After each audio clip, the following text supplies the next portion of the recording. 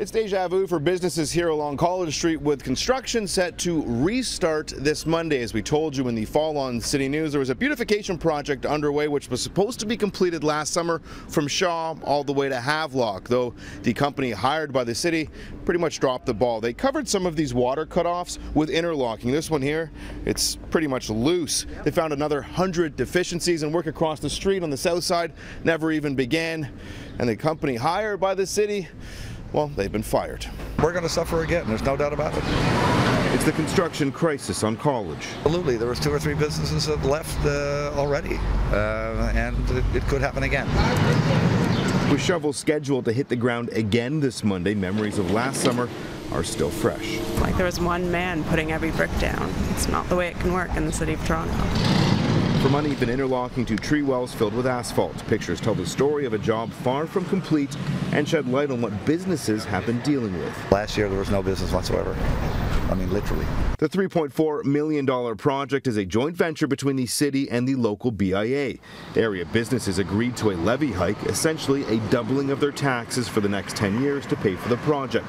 David Latham, the co-owner of the Brass Taps, says he's still trying to recoup the lost business from last year, and the tax increase is too much to swallow for a project delayed an entire year. So we're paying $1,000 a year extra taxes. At this point, I think we should be refunded or at least delayed. Something should be done.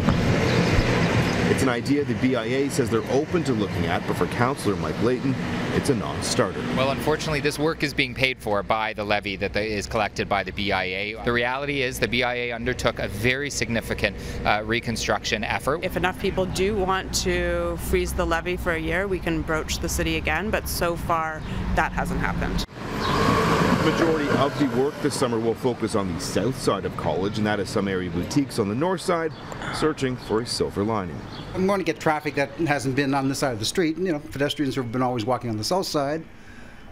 They're going to discover the different measure after 12 years, right? So that's a good point. I'm just trying to be positive. As for the company fired from last year's project, Four Seasons Site Development has been banned from bidding on city projects for 3 years. It's the second largest construction ban in Toronto's history. The way that it was undertaken by the contractor was just a disaster. We had people unable to get into their homes and businesses consistently, with no warning when work was going to be done in front of establishments. As we first told you back in October, one of the other issues with the old contractor was the fact they were supposed to shut down College Street in sections. Instead, they shut down the entire strip. Well, we're told this time around with the new company, they will be shutting it down block by block. Those streetcar service will be impacted yet again.